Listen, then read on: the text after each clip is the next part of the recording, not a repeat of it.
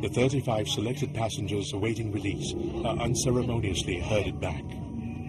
There was a lot of commotion. I found children and women hurrying back towards the economy class. That's when we realized that things had gone wrong again.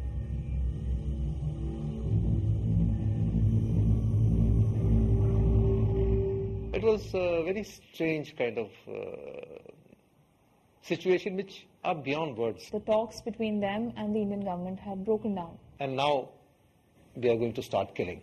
Whether they start picking up people individually, shooting them and throwing them out of the aircraft, or taking off with the aircraft and blowing it up in midair. I remember there was this complete silence in the entire aircraft. You could not have imagined that there were nearly 200 people sitting in that aircraft.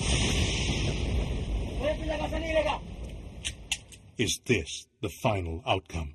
For the passengers and crew on IC814, is this journey's end?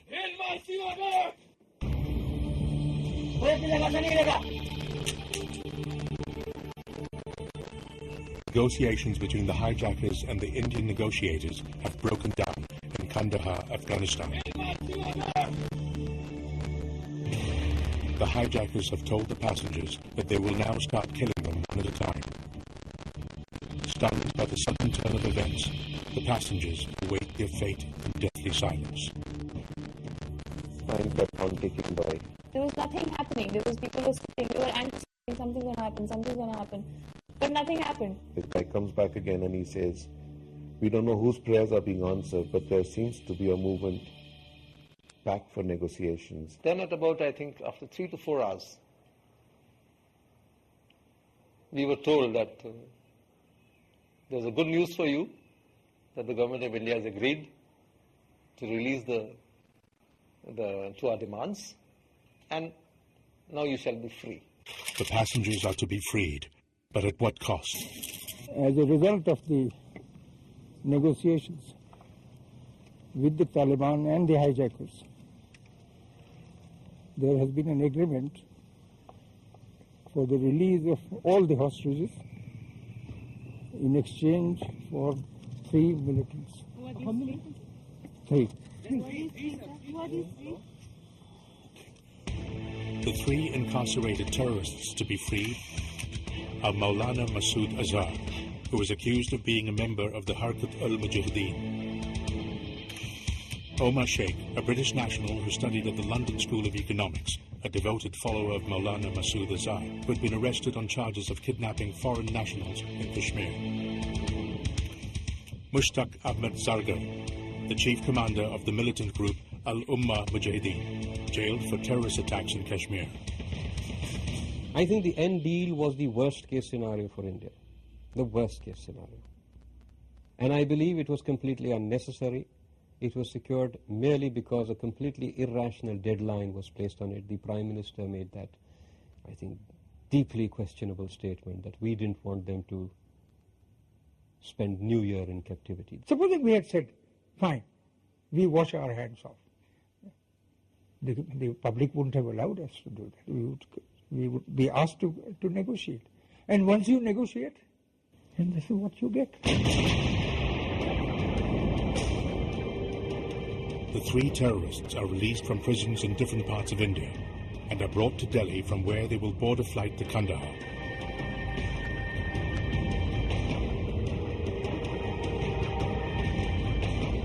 A few hours later, the released terrorist and the hijackers, escorted by Taliban militia, drive away from Kandahar as free men.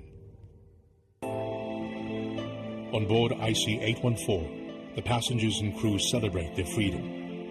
This rare footage, shot by a passenger, captures the mood on board the aircraft, moments after their release.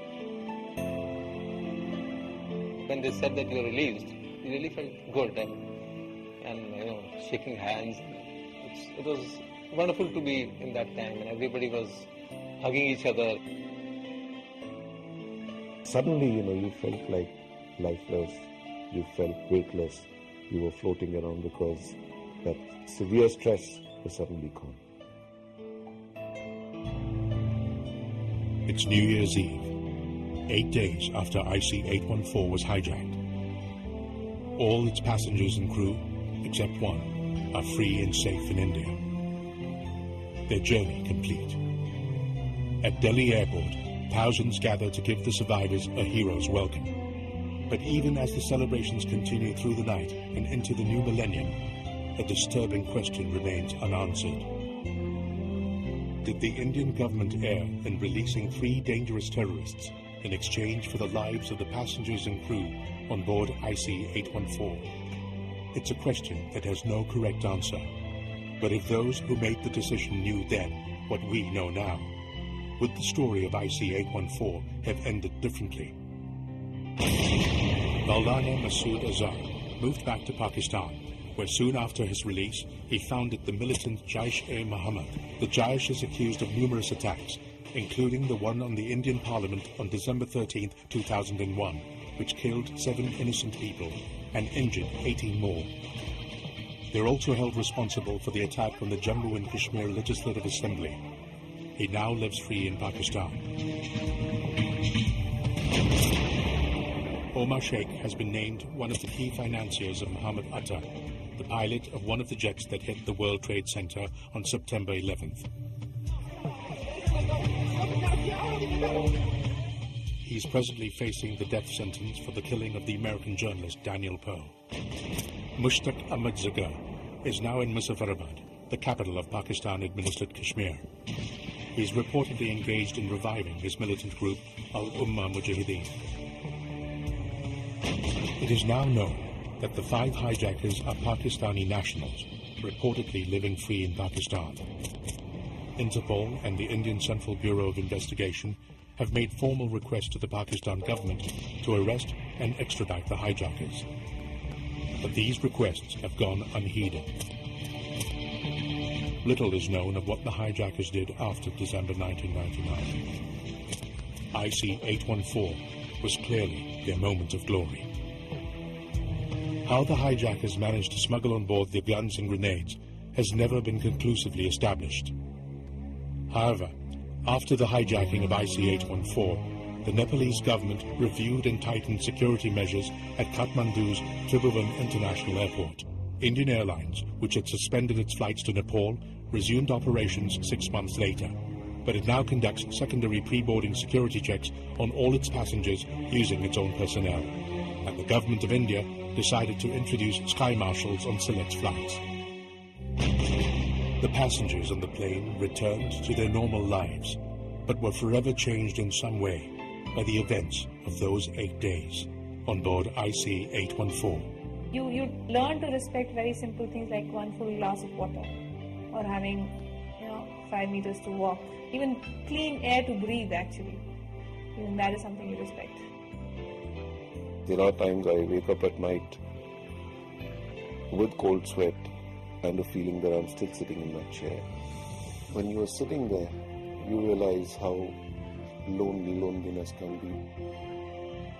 It has affected me badly. I was scared.